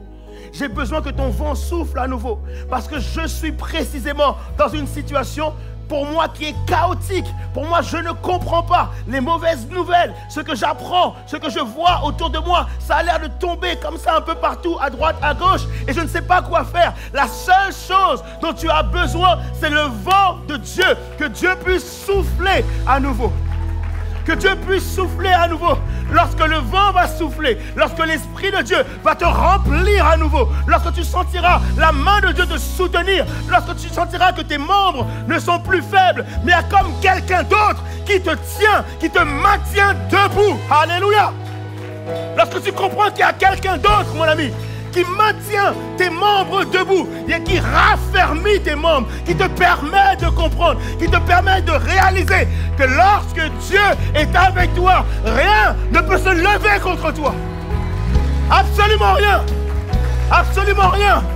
Oh, j'ai envie de dire à quelqu'un ce matin, la seule chose dont tu as besoin, c'est le vent. C'est le vent. C'est le vent. La seule chose dont tu as besoin. Tu n'as pas besoin d'un pasteur pour imposer les mains. Tu n'as pas besoin de personne. La seule chose que tu as besoin, c'est le vent, la puissance d'en haut, la puissance de Dieu. De la même manière que Ézéchiel était placé là devant des ossements desséchés. Et il a dit à l'Éternel, comment se fait-il qu'il y a des squelettes par terre? On n'arrive pas à retrouver ni les mains, ni les doigts, ni les pieds. Je ne comprends pas. C'est sec et archi sec. Et l'Éternel lui a dit, est-ce que tu crois que si tu demandes au vent de souffler, est-ce que tu crois que le vent peut souffler?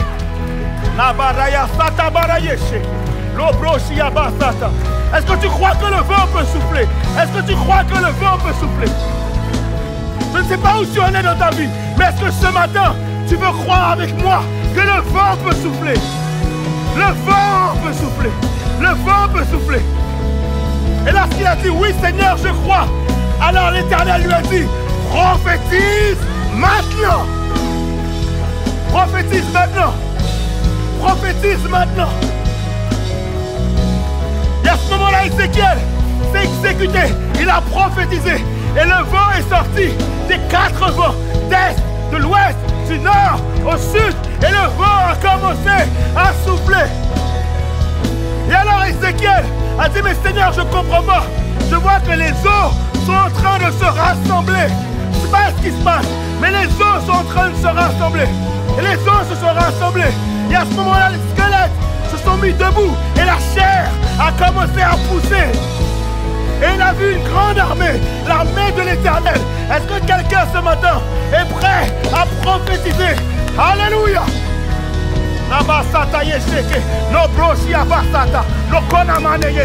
Au nom de Jésus, oh, je vais prophétiser sur ma vie, sur ma famille, sur ma maison, sur mes enfants, sur mon foyer, sur mon couple. Alléluia. Je vais prophétiser dessus parce que je crois que le vent peut souffler. Si tu le crois avec moi, lève-toi. Alléluia.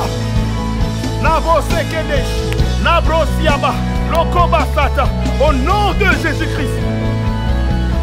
Au nom de Jésus. La seule chose dont tu as besoin, c'est le vent. La seule chose dont tu as besoin, c'est le vent. Ne viens pas me dire, me chercher des excuses. Oh, mais pasteur, tu t'en rends pas compte. Ma situation est chaotique. Elle est sans dessus-dessous. Je trouve pas de travail. J'ai postulé. J'ai envoyé des CV. On me répond pas, etc., etc. La seule chose dont tu as besoin, c'est le vent. C'est le vent. Ce n'est pas la réponse que tu attends, mais c'est le vent. Ce n'est pas la réponse que tu as cherchée, mais c'est le vent dont tu as besoin ce matin. C'est le vent dont tu as besoin ce matin. Tu as besoin d'être soutenu par Jésus. Tu as besoin de la puissance de Dieu. Tu as besoin de l'autorité de Dieu. Tu as besoin de ton entraîneur. Tu as besoin de lui. Il peut te parler, il peut te réconforter, il peut te réconcilier avec lui, il peut te restaurer, il peut te sauver, il peut te guérir, il peut te bénir. Il est capable de tout faire. Il est capable de tout faire. Et Paul va terminer en disant à celui qui est capable de faire au-delà de ce que je peux penser ou même imaginer, à lui soit la gloire À lui seul, soit la gloire au siècle des siècles. Alléluia. Est-ce qu'on peut acclamer Jésus dans ce lieu? Hey! Alléluia. Hey! Alléluia. Alléluia. Alléluia.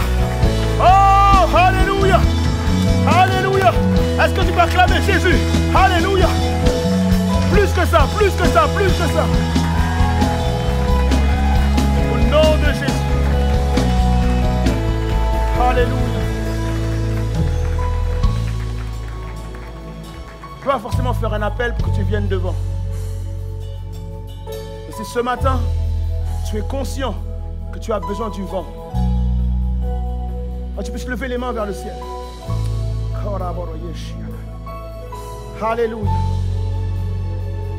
Si tu as besoin de ce vent il est pour toi. Ce vent il est pour moi. Ce vent il est pour nous. Ce vent c'est le cœur de Dieu. Ce vent c'est l'amour de Dieu. Ce vent c'est la puissance de Dieu. Ce vent c'est la main de Dieu. Celle qui te relève. Celle qui te reconstruit. Celle qui te rebâtit. Seigneur, tu vois toutes les mains levées. Tu vois toutes les mains levées, Jésus. Dans ta grâce infinie, Seigneur Dieu. Alléluia. Je suis en train de voir le vent. Je suis en train de voir le vent. Je suis en train de voir le vent. Je vois la puissance de Dieu. Je vois la grandeur de Dieu. Alléluia. Je le vois assis en majesté. Assis sur le trône. Seigneur, que ton vent maintenant, Père. Que ton vent maintenant. Au nom de Jésus-Christ. Au nom de Jésus. Au nom de Jésus. Au nom de Jésus. Que ton vent maintenant, Père. Que ton vent souffle, Jésus. Alléluia. Alléluia. Qui donne vie, ranime en moi ce feu pour toi. Saint-Esprit, Alléluia. viens par ta pluie, rafraîchis-moi. Et envoie Saint-Esprit, qui donne vie, ranime en moi ce feu pour toi. Oui, Saint-Esprit, viens par ta pluie, rafraîchis-moi. Et envoie un souffle nouveau. Un souffle nouveau.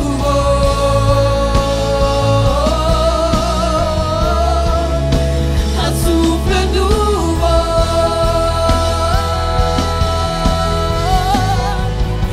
Un souffle nouveau.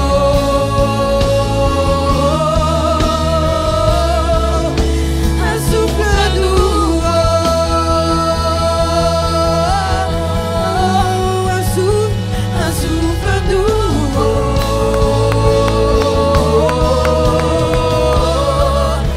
Un souffle nouveau.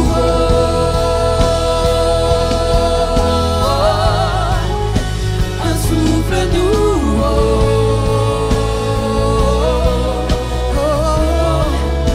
Un souffle nouveau. Un souffle nouveau. Un souffle nouveau.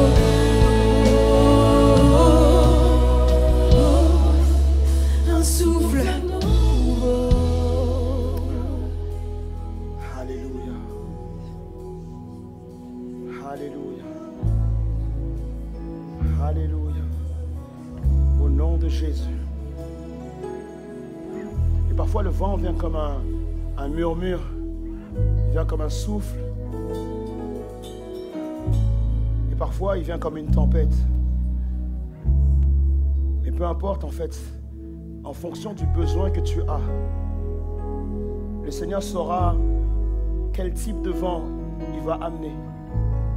Si c'est un vent pour tout balayer, si c'est un vent pour retirer certaines choses, si c'est un vent qui vient comme un doux murmure pour te murmurer des choses.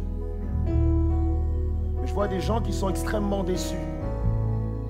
Déçus de quelqu'un, déçus d'une situation, Il y a des gens qui, ce matin, sont profondément attristés à cause de promesses non tenues, à cause de certaines choses qu'on leur a fait miroiter et qui ne sont pas arrivées, alors qu'ils s'étaient accrochés à cette promesse. J'ai envie de te dire ce matin, laisse tomber la promesse, accroche-toi au vent. Accroche-toi au vent. Ne quitte pas la trajectoire du vent. Il y a quelque chose pour toi dans la trajectoire du vent. Il y a quelque chose de beaucoup plus grand pour toi que le Seigneur a préparé. Les hommes t'ont déçu. Les femmes t'ont peut-être déçu. Quelqu'un a peut-être t'a quitté au moment où effectivement tu croyais que tout allait arriver et t'es déçu. Mais j'ai envie de te dire, ne t'accroche pas aux gens, accroche-toi au vent. Accroche-toi au vent. Accroche-toi au vent. Parce que c'est ce vent-là qui t'amène dans ta nouvelle saison. C'est ce vent-là qui te pousse dans ta nouvelle saison. Est-ce qu'on peut acclamer Jésus une dernière fois? Alléluia. Amen. Alléluia. Avant de pouvoir, je vous laisse reprendre place, avant de pouvoir céder la place à notre corporate du jour, simplement faire deux annonces qui sont importantes. Et bien sûr, avant de faire ces deux annonces, je veux simplement dire au revoir à toutes les personnes qui nous ont suivis en ligne. Merci pour votre présence et merci pour votre fidélité aussi. Et nous nous retrouvons donc dimanche prochain pour une nouvelle célébration. Que Dieu puisse vous bénir.